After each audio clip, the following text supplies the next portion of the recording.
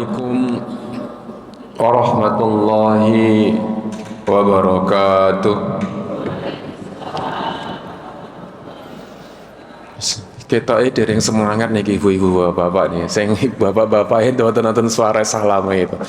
Assalamualaikum warahmatullahi wabarakatuh.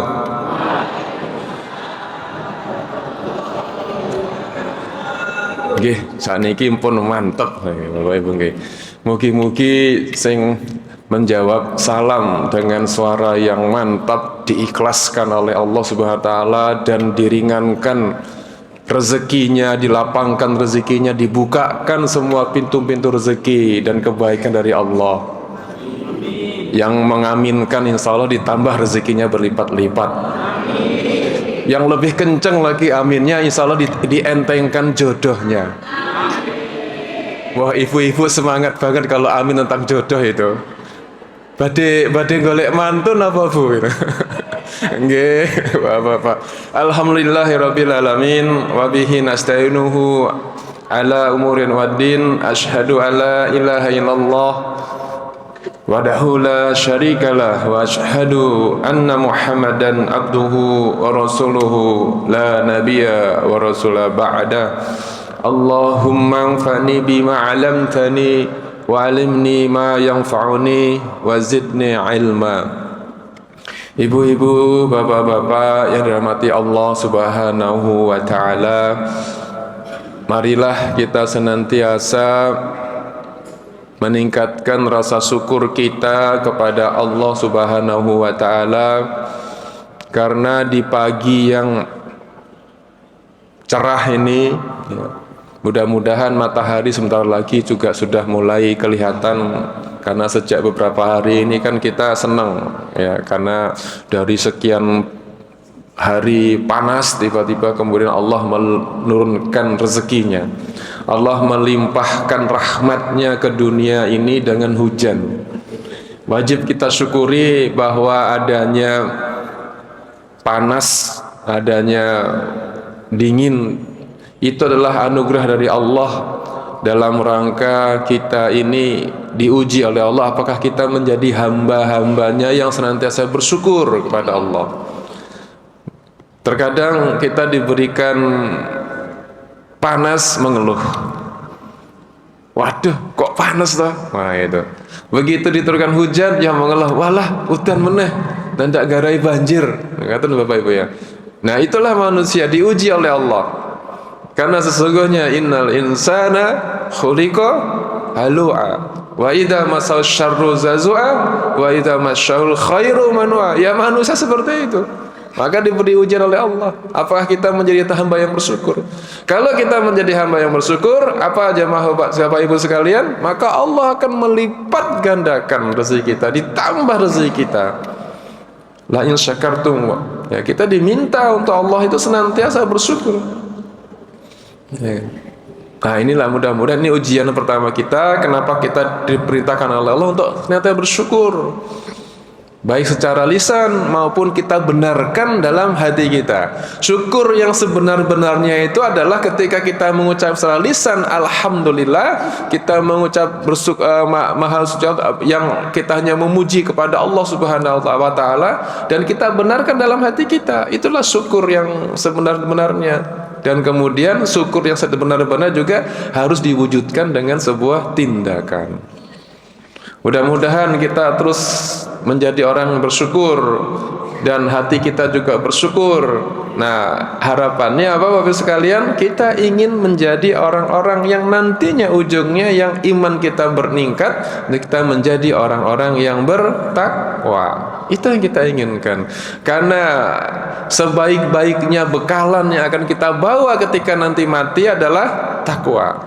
Marilah kita senantiasa meningkatkan ketakwaan kita kepada Allah Subhanahu wa taala. Nah, Bapak Ibu sekalian, pengajian yang Bapak Ibu hadiri pagi ini adalah jalan menuju takwa. Kalau Bapak Ibu ini ikhlas berjalan, tadi saya lihat pagi-pagi ibu-ibu berjalan dari gang, dari rumah, diniatkan ikhlas karena Allah dan saya benar-benar menuntut ilmu, bukan karena nanti sayurannya Sawiran itu bonus, Bu. Nah, ibu-ibu pun ngenteni nih kok nggih bapak. Bapak pun botok resek dereng niki ibu-ibu. Sampun, alhamdulillah.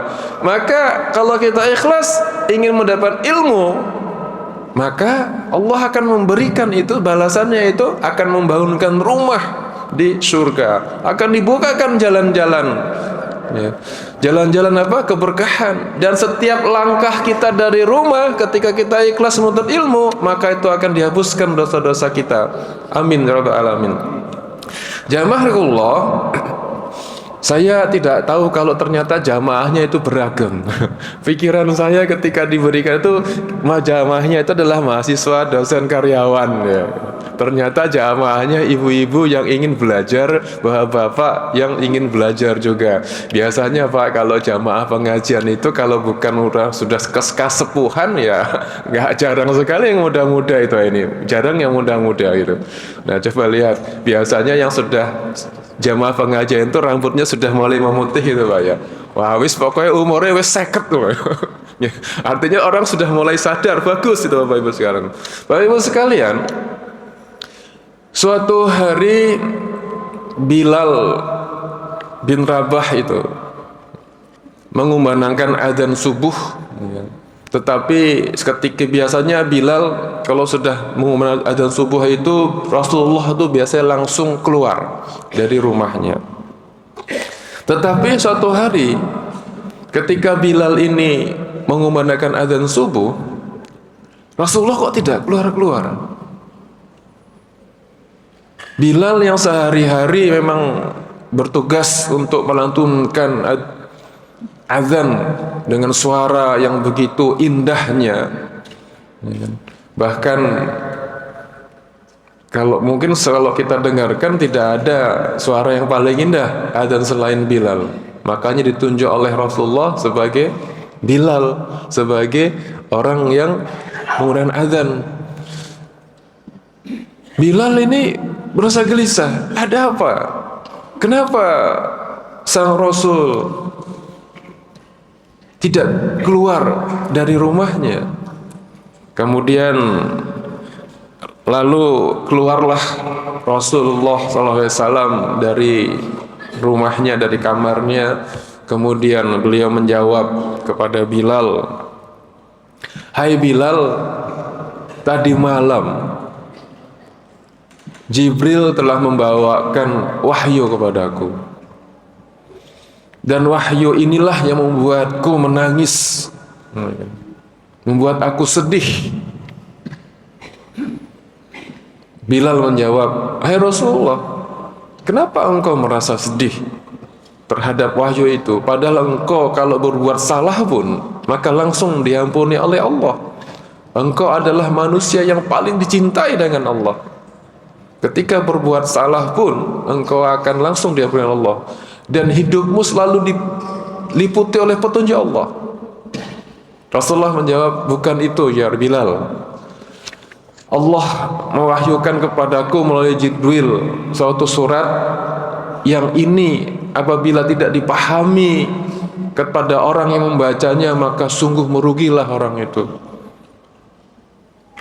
Maka inilah diturunkannya lah ayat 191 surat Al-Imran. Inna fi khalqis samawati wal ardi wa ikhtilafil laili wan nahari la ayatin liulil albab alladzina yadhkuruna Allaha qiyaman wa qu'udan ala junubihim wa yatafakkaruna fi khalqis samawati wal ardi. Jamaah Allah, di sini kenapa Rasulullah itu ketika mendapatkan turunnya ayat ini menjadi kemudian hatinya menjadi gundah, menjadi sedih. Di dalam sebuah kitab yang dituliskan atau sebuah buku yang dituliskan oleh Buya Hamka, di bagian terakhir Buya Hamka secara serius menuliskan ini, dan juga di dalam tafsirnya juga sudah dijelaskan bahwa di dalam ayat diturunkan oleh Jibril kepada Muhammad ini, Rasulullah menyampaikan kepada Bilal, "Hai Bilal, sungguh sengsaralah bagi orang-orang yang membaca ayat itu lalu tidak dipikirkan maksudnya." Jamaahullah, inilah pesan kepada kita bahwa ketika kita membaca, ya, ini ayat ini sering sekali dibaca oleh para imam-imam, ya, para dosen, para mahasiswa kita yang dulu bisa mengenyam pendidikan di bangku sekolah. Ini ayat ini selalu dibacakan. Dan Rasulullah sendiri mengatakan, sengsaralah bagi orang-orang yang ketika membaca ini tapi tidak memikirkan ayat ini. Jamaahullah, di dalam ayat ini diperintahkan kepada kita bahwa sesungguhnya di dalam penciptaan langit dan bumi dan pergantian malam dan juga siang, di situ terdapat tanda-tanda kebesaran Allah. La ayatil liudil albab. Bahwa di sini dapat tanda-tanda kebesaran Allah, yaitu tetapi hanya bagi orang-orang yang menggunakan akalnya. Jadi orang-orang yang berakal saja yang bisa membaca kebesaran Allah.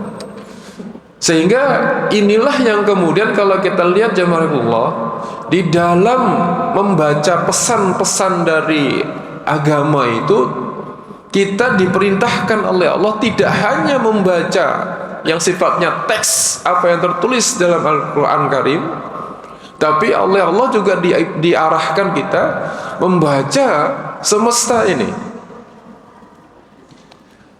Bahwa sesungguhnya semesta ini banyak tanda-tanda ayat-ayat tadi. Kalau bahasa Inggris sign, banyak ayat-ayat, banyak tanda-tanda, banyak indikasi-indikasi yang wajib kita juga pelajari. Agar apa? Kita menjadi orang yang benar-benar utuh memahami kebesaran dari Allah.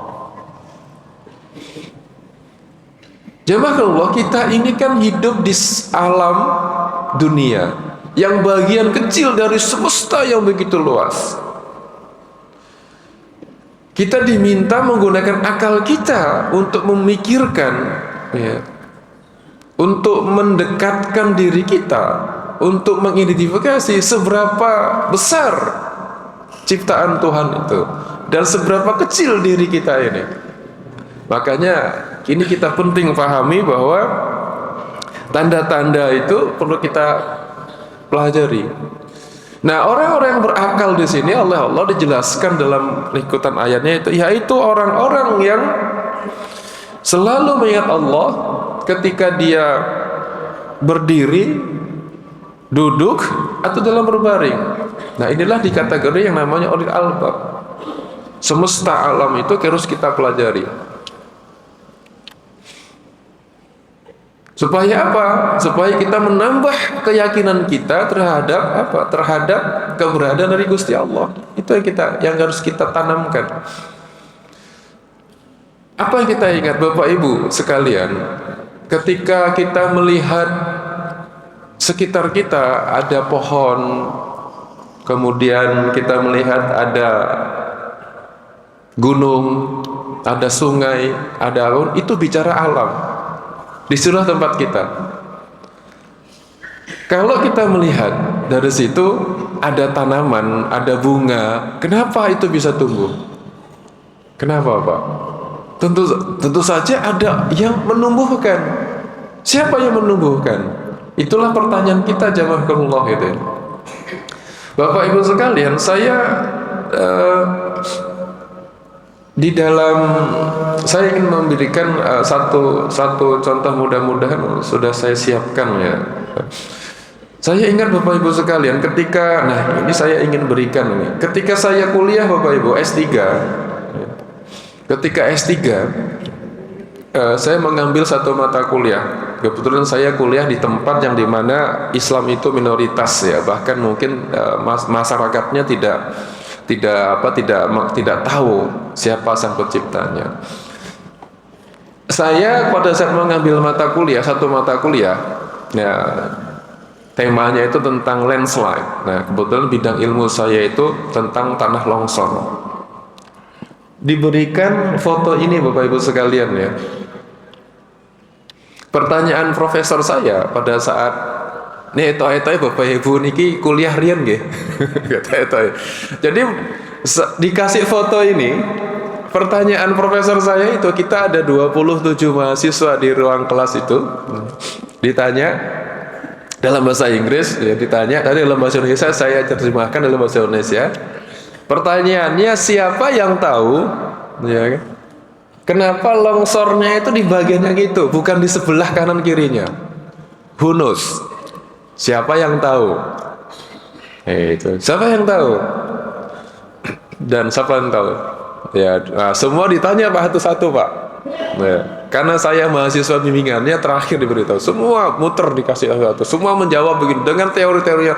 Oh itu longsor karena begini-begini, semua dijelaskan ya. Nah tibalah giliran saya yang terakhir. Oh Agus, kamu jawab. Nah saya jawabnya apa? Only God knows the landslide bang itu. Jadi artinya hanya Tuhan yang tahu bahwa di situ terjadi longsor. Kata siapa yang tahu? Saya jawab. Profesor saya itu kurang lebih sekitar 5 menit diam. Waduh, batin saya Pak, Bapak Ibu. Wah, aku diseneni ya profesor gitu. Jawabannya kok tidak ilmiah kayak bahasa itu. Teman-teman saya itu jawabnya ilmiah Pak. Wah, ini karena begini sudah gitu. Kalau saya jawabnya hanya terus tanya. Saya pikir marah. Ya, saya jelaskan, kenapa kamu jawab begitu? Kan pertanyaannya profesor, siapa yang tahu? Alam itu profesor. Ya, saya bilang, tidak ada yang menciptakan siapa. Tidak ada yang tahu satupun ya kan, tentang alam itu, kecuali yang menciptakannya, yang membuat. Siapa? Ya Tuhan. Pertanyaannya kan siapa yang tahu? Bukan mengapa, bukan bagaimana itu terjadi longsor.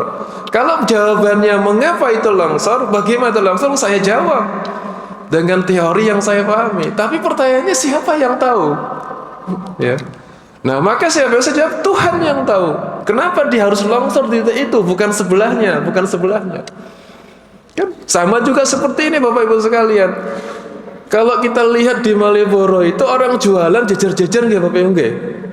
Ada jualan podo kafe, blangkon kafe. Tapi kenapa yang ini laku, yang sebelah itu tidak laku? Hanya Allah yang tahu. Kan begitu. Sama aja seperti itu saya bilang. Pertanyaannya itu siapa yang tahu? Profesor saya terdiam, Pak. Terdiam lagi bahwa mengatakan, akhirnya dia mengatakan, Agus, kamu benar. Akhirnya bilang, kamu benar. Orang yang tidak beragama pun, Pak, mengatakan bahwa dia tahu bahwa yang tahu itu hanya Tuhan. Tapi saya kena dampaknya.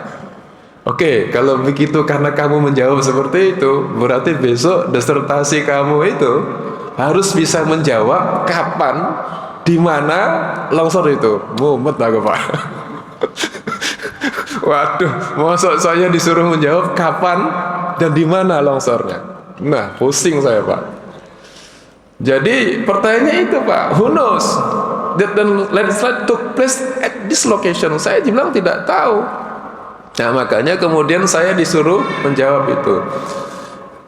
Keluar dari ruang kelas itu, saya lagi ke ruangan saya, dipanggil, tolong jawab tadi, kapan, di mana longsor terjadi. Sedih saya Pak, bagaimana caranya? Kok saya mengambil alih ilmunya Tuhan? Saya bilang, bagaimana caranya? Sedih saya, berhari-hari tidak bisa mencari jawaban itu. Saya akhirnya ke masjid. Ketika di masjid, nah kan, saya harus berjalan kalau ke masjid sekitar 2-3 kilo Pak, berjalan. Tidak seperti di sini Pak, nanti masjid gampang. Di sana tidak, jalan dulu sekitar 2 kilo ya. Ketika saya ketika membuka Al-Quran, ya, ternyata yang saya buka pertama itu ayat ini Pak, secara tidak sengaja. Yang saya buka di situ adalah surat Al-Mu'minun ayat 18. Wa anzalna minas samaa'i ma'an biqadarin fa askannahu fil ard fa inna 'ala dhahabin bihi laqadirun. Nggak tahu Pak, ini mungkin bisa jadi karena memang Allah sudah mengarahkan ke sana. Kalau enggak saya nggak bisa cari jawaban, saya nggak lulus S3-nya itu. Ya, karena kemudian saya ke masjid buka ini, nggak mungkin Allah sudah menggerakkan, sudah saking bingungnya di sini kepala nggak ada jawaban. Alhamdulillah Allah menunjukkan di situ. Di sini jawabannya. Wa anzalna minas sama, dan kami turunkan minas sama dari langit, ma'i air dari langit. Biqadarin. Nah, disinilah kata kuncinya. Biqadarin, dengan ukurannya, dengan takarannya. Jadi disinilah jawabannya. Oh, berarti dari sini saya mencoba pelajari, saya buka tafsirnya, saya buka tafsir dari Ibnu Katsir, tafsir dari Boy Hamka, saya buka dijelaskan apa maksud dari biqadar itu. Nah, qadar itu berarti menunjukkan sebuah sistem dan akurasi yang terukur. Saya buka lagi, berarti dari sinilah kita bisa memperkirakan di mana nanti akan terjadinya longsor itu, karena kalau hujan turun itu menjadi pemicu longsor. Saya kata, berarti saya harus mengukur hujannya dulu. Mengukur hujan gampang, kapan terjadi kita bisa menghitung pergerakan angin, pergerakan awan, nanti kita bisa menghitung butir-butirnya, kita bisa perkirakan.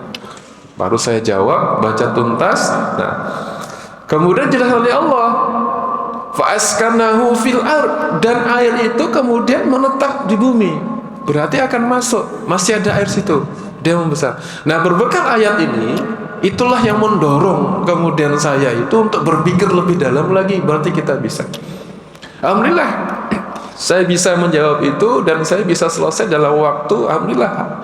Kalau S3 itu bisa 5 tahun, saya selesai setengahnya, yaitu 2 tahun 4 bulan. Ya, berbekal ini Pak. Nah, dari sini Bapak Ibu sekalian, saya teringat ketika saya mengaji ketika dulu SMA. Ya, berbekal ayat ini juga, inna fi khalqis samawati wa ardi waqtillah. Guru ngaji kita itu menjelaskan, ya gunakan akalmu itu adalah untuk pertama, ketika kita membaca itu harusnya apa? Kita harus merujukkan, mentautkan hati kita hanya kepada kebesaran Allah. Tidak boleh.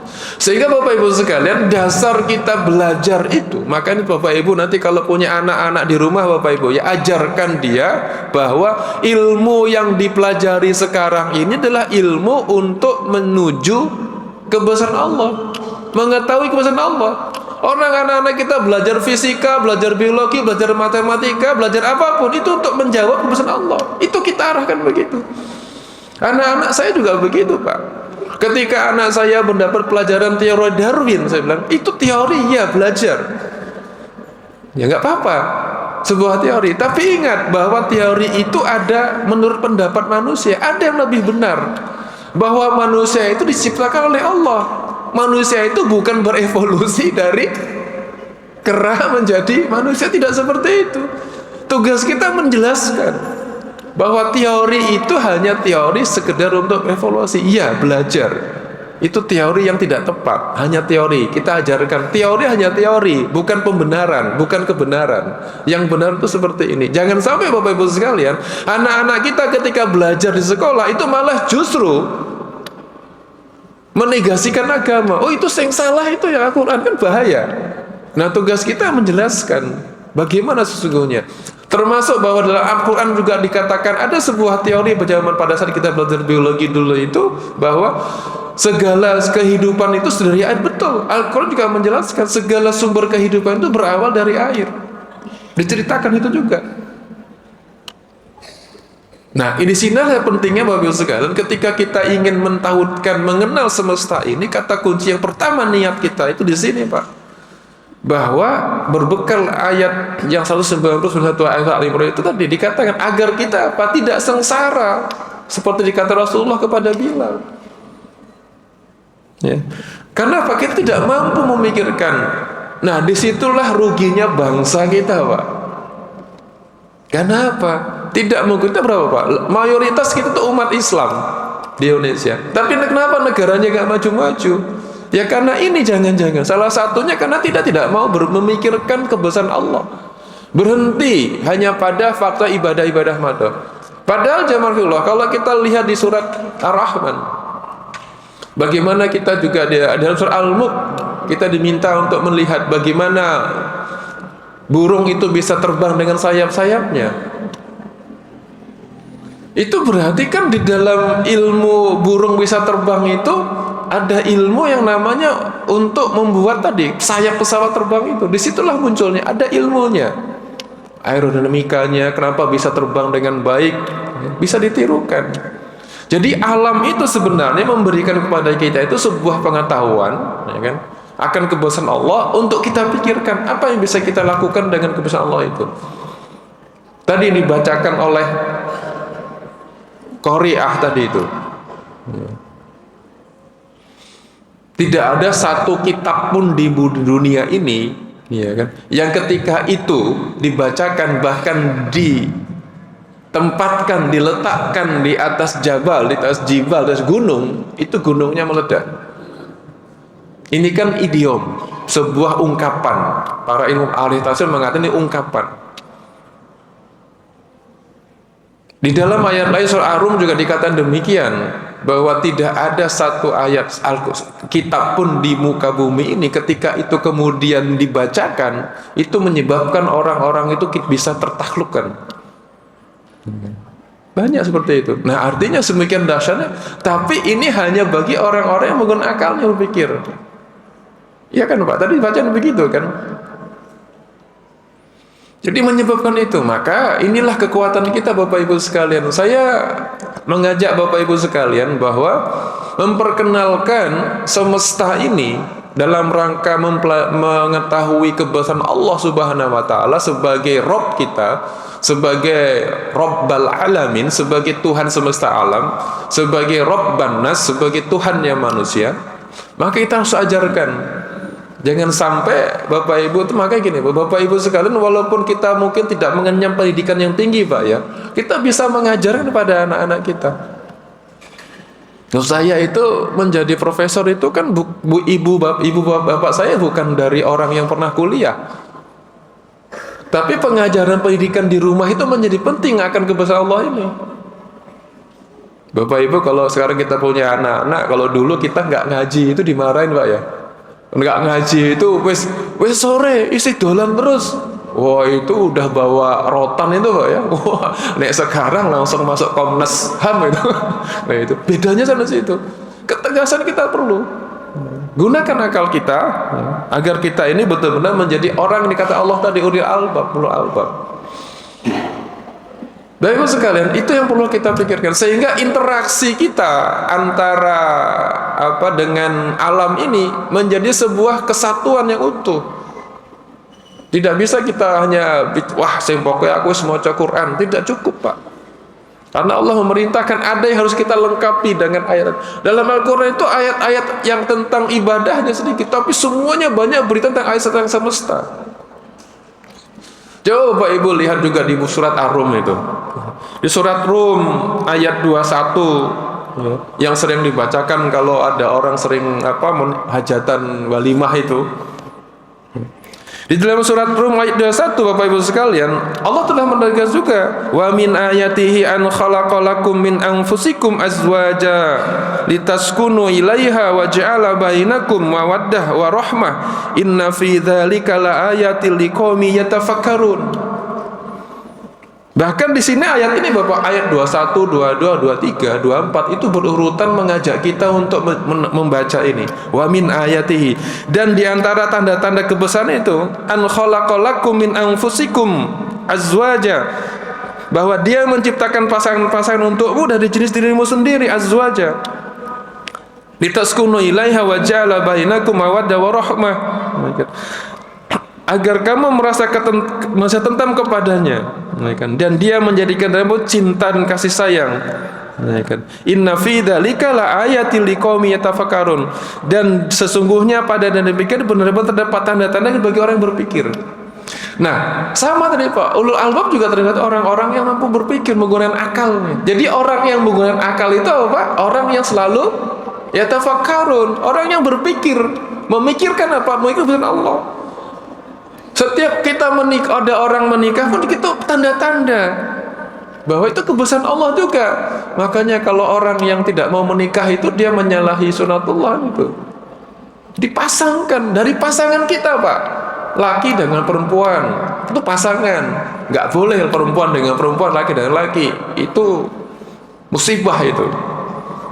Maka Bapak Ibu kita perlu ajarkan juga nih kepada ada yang harus kita ajarkan bagi orang yang berpikir begitu dari pasangan kita, ya jenis kita juga, maksudnya manusia dengan manusia, nggak ada manusia dengan jin. Udah dipasangkan. Orang yang berpikir seperti itu menggunakan pikiran kita. Dalam ayat 22 juga Allah menjelaskan itu, wa min ayatihi khalqus samawati wal ard wa ikhtilaful alsinatikum wa alwanikum inna fi dzalika laayatil lil alamin. Coba Bapak kalian sih. Nah, di antara tanda-tanda kebesarannya ialah kurang dekat ketamiknya Pak gitu. Oke, baik. Di antara tanda-tanda kebesarannya ialah penciptaan langit bumi, perbedaan bahasa dan warna kulit. Sesungguhnya pada yang demikian itu beberapa tanda-tanda kebesaran bagi orang-orang yang berilmu. Nah, kita punya akal, kita berpikir, barulah kita menjadi orang yang mempunyai ilmu. Itu. Loh, wong do bahasa aja. Orang punya akal Pak, tidak digunakan untuk berpikir. Ya nggak punya ilmunya dia. Maka tingkatannya begitu. Kita tuh semua diberikan akal, manusia itu. Menjadi orang yang berilmu itu kalau kita mau berpikir, memikirkan kekuasaan Allah, kebesaran Allah ini. Nah, Bapak Ibu diajak orang tahu, aku orang kuat mikir. Wah, itu hati-hati Pak ya. Berarti kalau Bapak Ibu tidak mau berpikir, nggak punya akal. Biasanya kita kalau punya akal ngakalin, gitu kan? Ngakalin Bapak. Itu nggak benar. Padahal diminta oleh Allah itu kalau kita punya akal, ayo kita gunakan berpikir untuk apa? Berpikir untuk memikirkan kebesaran Allah, bukan ngakalin orang. Tapi kalau sekarang ini kan pada banyak akal-akalan Pak ya. Ya betul nggak betul? Pokoknya piye carane ben iso dadi wakil rakyat, anggota DPR terhormat. Padahal nah gini wakil rakyat itu wakil rakyat. Rakyatnya soro, kudune wakil DPR harus soro juga, kan gitu. Malah joget-joget. Saiki di demo, bingung gitu kan. Nah, itu termasuk begitu. Kalau kita juga bicara masalah gunakan akal kita untuk hal-hal kebesaran Allah, maka yakin Pak, orang yang berakal dia akan menggunakan pikiran, dia menjadi orang yang berilmu. Jadi jangan pernah kita minta diakui sebagai orang yang punya ilmu kalau kita nggak pernah berpikir. Makanya kalau kita lihat para filsuf dulu itu, kalau orang sudah berpikir, maka dia orang yang sudah tidak punya akal. Kalau sudah punya akal ya sudah, dia bukan manusia lagi. Itu yang membedakan Pak. Membedakan antara kita dengan yang lain itulah di akal itu. Nah di dalam ayat 23 masih surat Ar-Rum Pak. Surat Ar-Rum dengan surat tadi Al-Imran itu menunjukkan bagaimana proses kita menjadi manusia yang seutuhnya. Di dalam ayat 23 surat Ar-Rum juga dijelaskan wa min ayatihi manamukum bil laili wan nahari wa batigaakum min fadli inna fi dzalika la ayatil liqaumi yasmaun. Di antara tanda-tanda kebesaran dan kekuasaan Allah itu ialah tidurmu pada waktu malam dan siang serta untuk usahamu mencari sebagian karunia. Inna fi dzalika laayatil liqaumi yasmaun. Dan sesungguhnya pada demikian ada benar tanda-tanda kebesaran Allah bagi kaum yang mendengarkan.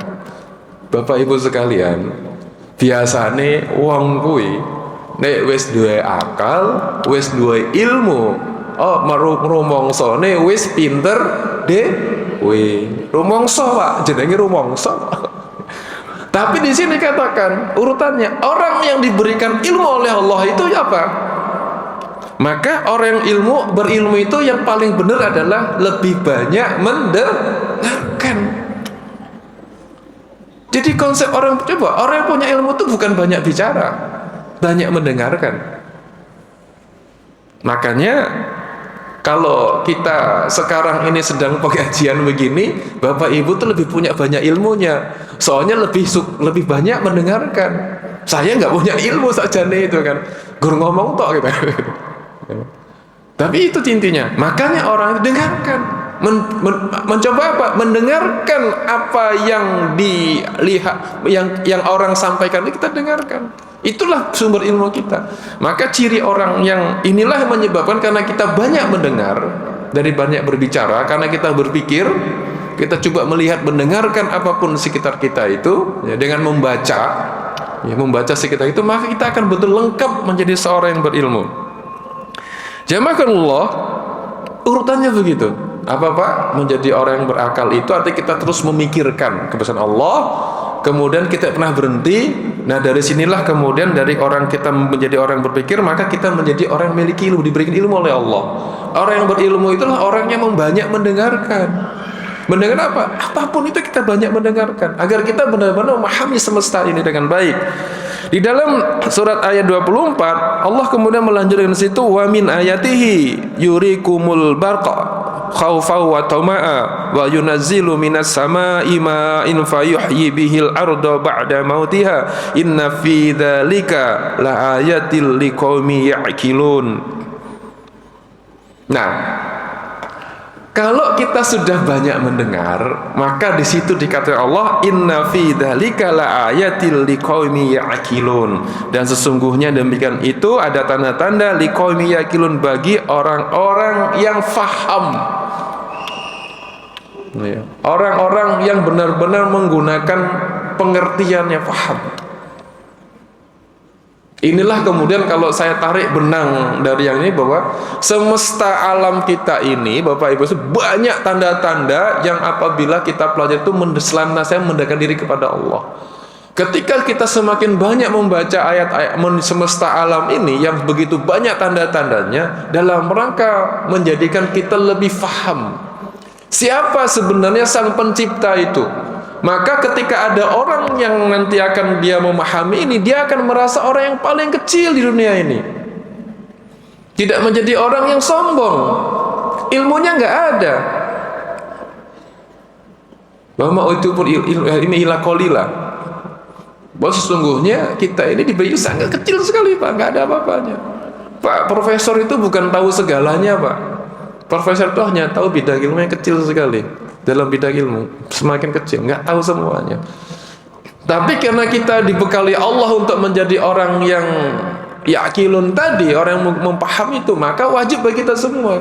Jadi saya sering mengatakan pada anak-anak saya juga, Nduk, ilmu yang wajib itu adalah ilmu tentang agama. Kamu belajar kedokteran, kamu belajar apapun itu melengkapi pemahaman kamu tentang agama itu. Maka Bapak Ibu sekalian, seharusnya kita semua itu orang ahli agama Pak. Harusnya paham semua. Makanya kenapa pendidikan yang utama di keluarga itu pendidikan agama. Tapi kita kan masih terbalik-balik Bapak ya. Harusnya itu ilmu yang saya pelajari di teknik Pak, itu melengkapi apa yang kita pahami untuk menguatkan diri, lebih meyakinkan diri kita itu untuk mendekatkan diri kepada Allah. Maka ciri orang yang berilmu itu apa Bapak Ibu sekalian? Ilmunya itu digunakan untuk mendekatkan diri kepada Allah, bukan mengakali, tapi mendekatkan diri hanya kepada Allah. Bapak Ibu sekalian, mohon nanti terutama ibu-ibu, ibu-ibu ini dari kata teman-teman di kedokteran, ya kan? Anak-anak itu kecerdasannya itu kan diturunkan dari ibu, nggih mboten? Ibu-ibu itu yang menurunkan kecerdasan anak Pak, mulai dari kandungan, ya kan? Kemudian kalau ibu-ibu itu sedih, ya anaknya sedih terus nanti kan. Makanya ibu-ibu itu, saya sering mengatakan Bapak Ibu, saya sering mengatakan kalau diskusi, kalau ibu-ibu itu runtuh Pak ya keimanannya, maka keluarga itu runtuh. Karena pendidikan pertama itu dari ibu-ibu, dari istri kita. Anak saat ini kini ibu-ibu dolane tiktokan Pak, joget-joget megal-megol itu ya anaknya kaya apa gitu.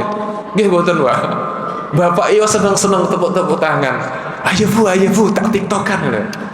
Ya, naudzubillah ya. Makanya hati-hati Bapak Ibu sekalian ya. Sekarang jadi kita generasi TikTok karena itu. Maka ibu-ibu kita semua itu untuk membangun tadi agar anak-anak kita menjadi orang yang benar-benar yakilun tadi, dibangun dari rumah, bukan sekolah Pak, dari rumah. Maka ini kesalahan kita dari situ, apa-apa ben guru enggak, di rumah. Ibu bapak bertanggung jawab terhadap pendidikan orang tuanya. Nah makanya ibu-ibu harus sering-sering banyak membaca, mengkaji.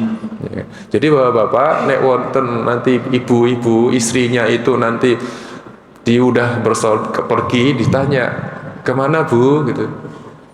Ya, ditanya pengajian diizinkan. Nah itu karena itu ilmu. Kalau ditanya nanti Bu nang pasar aja suwi-suwi.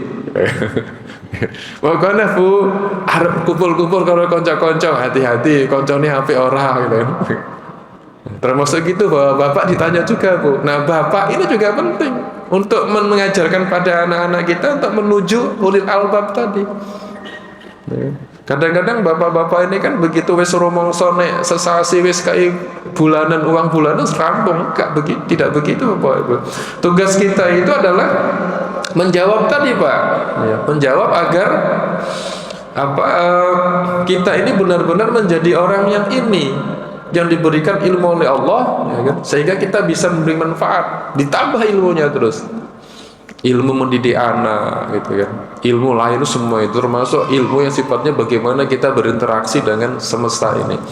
Makanya Bapak Ibu sekalian ya, malah ketika kita mendengarkan kalau kita membaca beberapa ayat Al-Quran itu malah justru yang banyak mengkaji itu bukan kita, orang-orang di barat sana. Ini kan menjadi kesedihan itu ya. Saya dulu ketika selesai S3 itu nggak boleh pulang dengan profesor saya itu, karena setelah dari disertasi saya itu saya mendapat penghargaan award ya, dapat dana penelitian lebih panjang lagi, disuruh jangan pulang, kamu selesaikan itu. Nah hanya berbekal ayat tadi. Ini saya yakin kok Bapak Ibu ya. Saya ingat Pak ya, ketika saya 2006 itu saya ke Jepang dijemput oleh profesor sensei saya di sana. Itu salah satu pertanyaan saya ketika menjemput dari bandara ke kampus itu tanya, Agus kamu muslim ya? Iya sensei saya muslim. Kamu sholat tidak itu? Dia tahu Pak sholat Pak. Kamu puasa tidak? Puasa. Kok tahu? Loh sensei tahu dari mana kok Islam begitu? Saya dulu pernah punya kenalan profesor dari Malaysia. Oh dia oke sholat. Kenapa sensei? Bagus kalau kamu sholat, kalau kamu puasa bagus. Kenapa? Saya suka dengan mahasiswa muslim. Dia bilang, kenapa? Orangnya kalau dia sholat berarti orangnya itu taat, kan gitu. Kalau dia puasa orangnya taat. Itu biasanya nanti studinya cepat, gitu Pak. Paham dia Pak. Baik wong sing ora Islam wae ngerti Pak. Terus awake dhewe duwe anak ora tahu sholat, ora tahu poso. Ya. Ini makanya bahwa pendidikan pertama orang Jepang tahu. Kenapa? Saya tanya, kenapa? Bayangkan kamu itu tidak tahu Tuhanmu ada di mana, gitu. Kalau mereka kan pakai itu Pak ya, pakai apa? Ke kelenteng itu ada diwujudkan dalam sebuah patung. Ini tidak. Kamu itu Tuhanmu aja kamu nggak tahu, nggak lihat loh, nggak tahu. Tapi kok kamu mau taat? Loh, makanya orang Islam itu gitu Pak, ketaat baru dan saya yakin dia paham benar. Biasanya orang-orang seperti itu sukses. Maka Bapak Ibu sekalian, monggo kita semua itu kalau kita ingin menjadi orang yang benar-benar bisa memahami semesta ini, ya lewat sekolah itu harusnya menjadikan anak kita tahu Tuhannya, mengenal dekat Tuhannya. Kalau anak kita antar ke sekolah, baik dari SD, SMP, SMA sampai kuliah sampai S3 pun, bahkan S4 kalau S7 pun, kalau tidak bisa dia mendekati kepada Allah, kita gagal. Bapak Ibu ingat ya, orang yang memiliki pendidikan semakin tinggi harusnya dia semakin dekat dengan Tuhannya, bukan semakin jauh. Kalau kita punya anak, Bapak Ibu tolong lihat, anak kita SD rajin sholat, bahkan duha pun dilakukan. Ya, ini bapak-bapak yang belum sholat duha, nanti sholat duha dulu gitu. Anak ketika coba perhatikan, anak kita SD rajin tidak sholat Pak, rajin duha pun bangun. SMP perhatikan, rajin sholat tidak SMA. Kalau sudah mulai pengurangan, berarti kita gagal menjadi seorang tua, mengenalkan kepada Tuhan kita gagal. Makanya kalau kita lihat yang pertama kali dalam pengenalan pertama dalam pendidikan kita kan harusnya kita ma'rifatun nas. Paham dulu tentang manusia, siapa diri kita, who am I, kenalkan pada anak.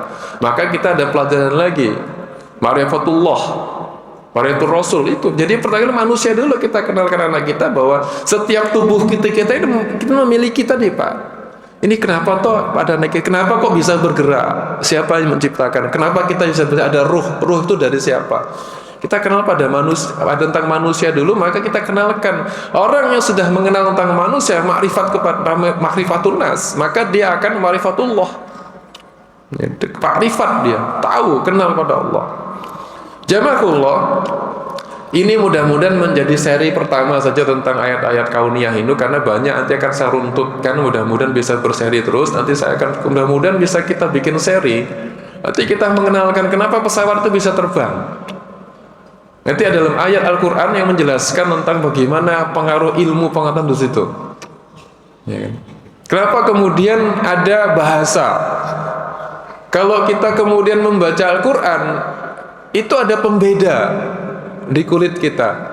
Maka hasil penelitian dari para profesor-profesor di salah satu universitas di Amerika itu mengatakan Pak, orang yang dia mengkaji Pak, orang yang ketika setiap selesai sholat dan rajin untuk membaca Quran itu berbeda sekali Pak kulitnya dari kulit. Nah itu kan banyak berinteraksi itu. Nah ini termasuk ayat-ayat tentang kauniyah tadi yang di luar dari teks-teks itu. Harusnya kita belajar itu, belajar terus. Maka nanti kita mudah-mudahan tidak cukup 1 jam ini, ya kan? Mudah-mudahan kita bisa terus mengkaji semakin mendekatkan ini sebagai awal nanti kita runtutkan mulai dari bagaimana, termasuk ketika saya salah satu materi saya juga saya kuliah tentang gempa juga, ya kan? Bagaimana penetrasi gempa itu, bagaimana supaya menggunakan saya ketika, karena saya di pusat studi gempa nasional di Jakarta, di Bandung, yaitu dibentuk dari Kementerian PU. Itu kalau ada gempa itu biasanya kita turun ke lapangan investigasi. Yang terakhir itu gempa saya ke 2018 di Palu itu Pak ya.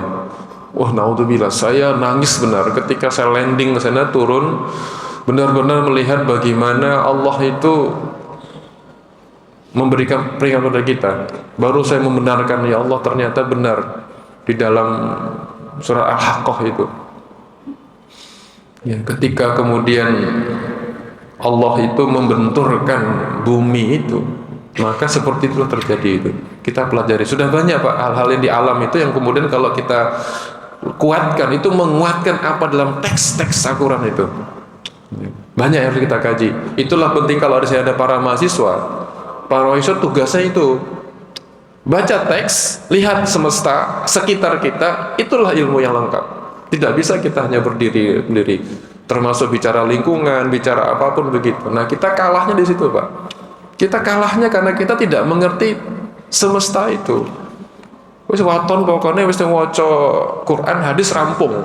Kuis nih kanggo untuk kita hidup di ke depan. Tapi ingat Pak, kita ini hidup di dunia.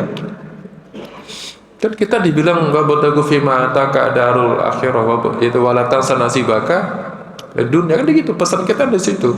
Diminta untuk mengejar akhirat tapi jangan lupakan duniamu karena kita hidup di dunia. Bapak Ibu sekalian, demikian yang bisa kita haturkan. Sudah jam 7 karena Bapak Ibu sudah gelisah kan ya. Ya sudah gelisah. Nek suwi-suwi iki gelisah banget lho. Monggo nek gelisah malah dongane macam-macam iku kok sing ngomong ora rampung-rampung malah kena dosa gitu.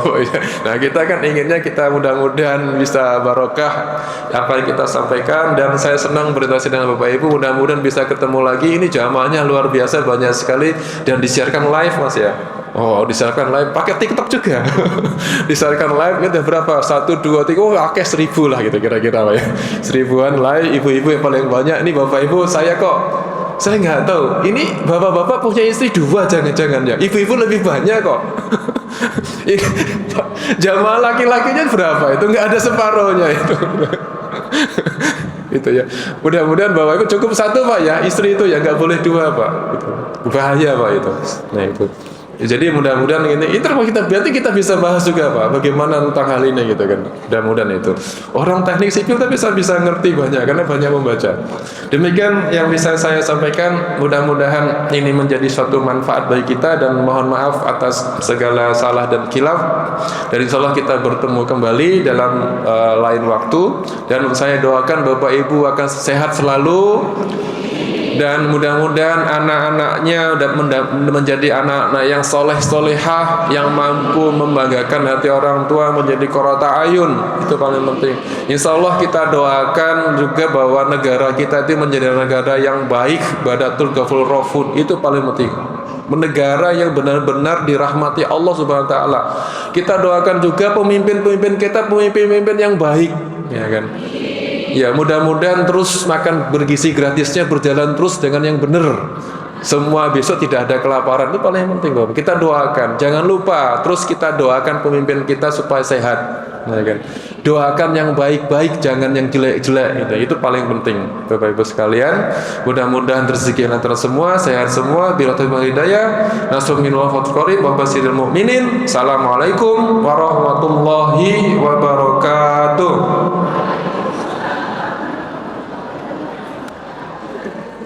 Demikian Bapak Ibu jemaah sekalian yang dirahmati oleh Allah, kajian tentang interaksi ayat-ayat kauniyah yang telah disampaikan oleh Profesor Muntahan tadi. Mudah-mudahan apa yang telah disampaikan bisa menjadi renungan kita semua. Sekali lagi mari kita tutup dengan membaca doa kafaratul